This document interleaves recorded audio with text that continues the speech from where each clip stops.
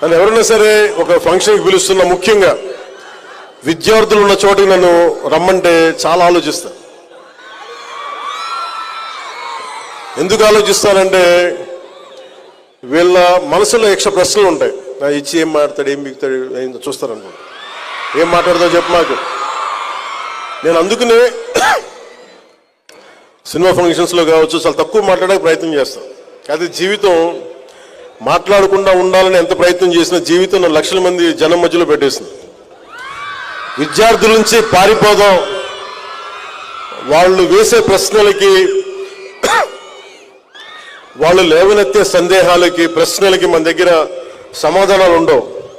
ఎందుకంటే చాలా ప్యూరెస్ట్ ఫామ్లో ఉంటారు విద్యార్థులు. ఒక ట్యాబ్లో రాసాలి, క్లీన్ స్లేట్. వాళ్ళు ఏదైనా ప్రశ్న అడిగారంటే మనసులో ఏం ఉండదు, చాలా అసలు గుండె లోతులోంచి అడుగుతారు. వయసు వచ్చే కొద్దీ మన దగ్గర సమాధానాలు ఉండవు. అందుకని 10 మంది విద్యార్థులకి నేను ఆలోచిస్తాను. అలాంటిది ఇన్ని వేల మంది విద్యార్థుల మధ్య వచ్చి మాట్లాడాలంటే ఇది ఎంత సాహసం.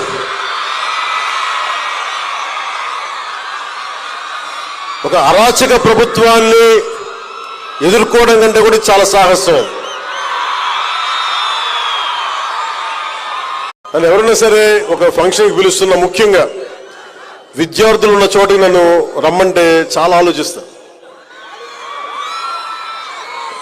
ఎందుకు ఆలోచిస్తానంటే వీళ్ళ మనసులో యక్ష ప్రశ్నలు ఉంటాయి.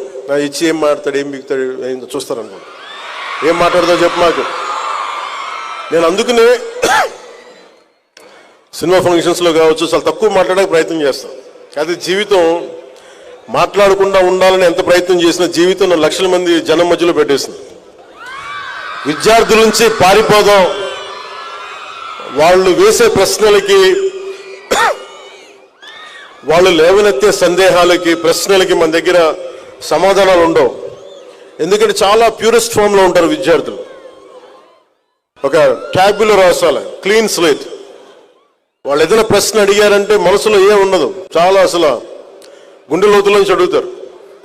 వయసు వచ్చే కొద్దీ మన దగ్గర సమాధానాలు ఉండవు. అందుకని 10 మంది విద్యార్థులకి నేను ఆలోచిస్తాను. అలాంటిది ఇన్ని వేల మంది విద్యార్థుల మధ్య వచ్చి మాట్లాడాలంటే ఇది ఎంత సాహసం.